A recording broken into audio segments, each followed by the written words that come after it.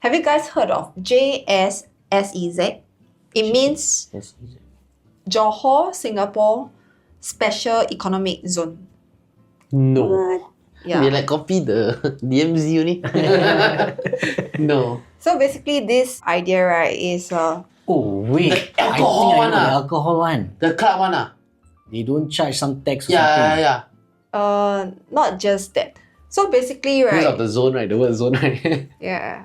So okay, I'm not sure about the alcohol one, but okay, the meaning is a bilateral initiative to strengthen economic connectivity between Singapore and Johor. So Makes sense. yeah, so basically, right, it's something like, let's say, the second link, that part is Kanda.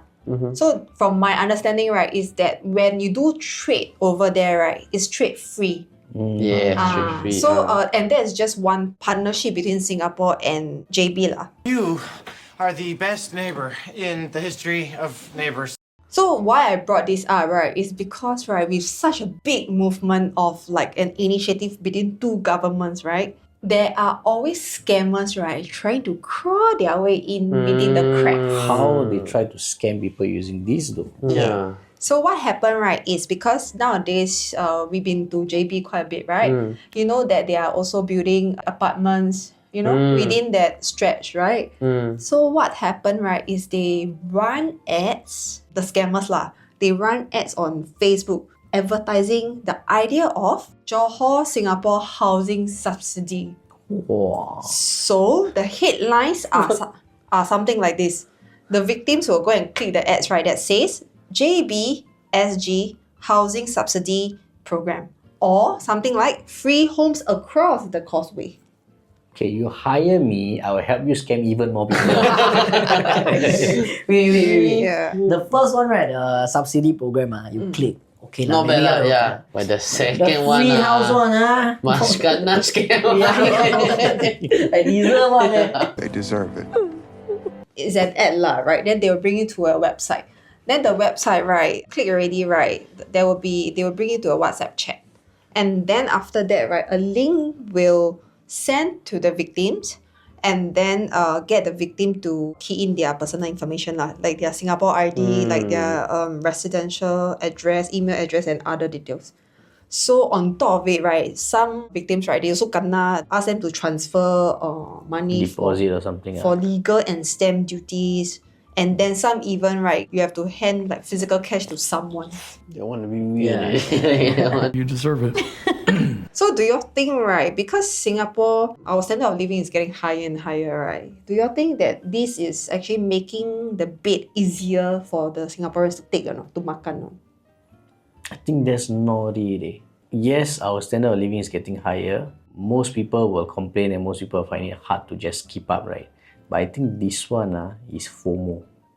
This one is people greedy. They see other people have housing. They have all this here, there. I hear my neighbor got this house there. My cousin got this house there. I also want.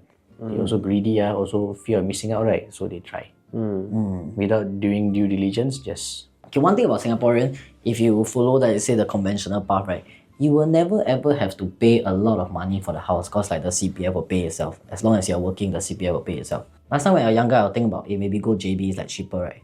But actually it's not cheaper, And then the housing is also quite shit, Like KSL, right? The apartment is just like, to me, it's a shitty apartment. It's relatively cheap when you book Airbnb, right? But then like the lift is, you have to wait so long for the lift, right? I feel in Singapore, if I stay in Singapore, this kind of thing will never happen. It's a whole different standard. So for this initiative, right, from my understanding, they are actually building a lot of, like, let's say data center.